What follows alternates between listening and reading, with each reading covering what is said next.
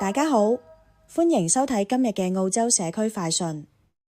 根據澳洲廣播公司 ABC 報導，數據分析公司 Finity 最新統計顯示，過去5年全澳房屋保險保費平均上漲51%。喺自然災害高風險地區，漲幅更為明顯。報導指出，一名居住喺 Brisbane 洪水區嘅居民曾經收到高達7萬澳元嘅年度報價。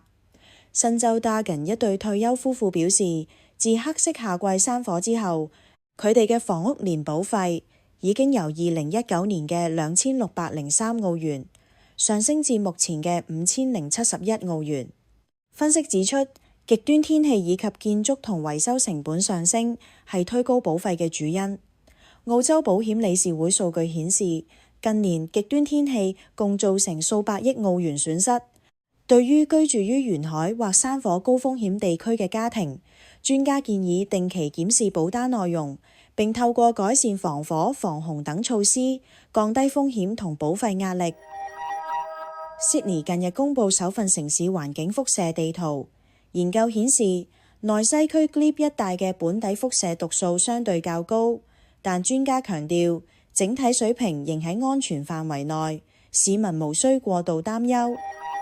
呢項研究由悉尼大學物理學家 Laura Manenti 主導，團隊喺市區約100個地點測量伽馬射線，並分析土壤中嘅天然放射性元素。結果發現，較古老嘅砂岩同頁岩地層係自然輻射嘅主要來源。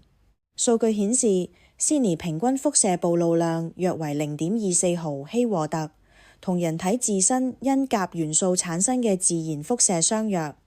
澳洲輻射防護與核安全局指出，一般需超過100毫希沃特先會增加健康風險，現時數值遠低於警戒水平。專家表示，建立輻射基準地圖有助未來監測突發核事故或者污染事件，同時亦可以用於評估氡氣等天然放射性氣體嘅潛在風險。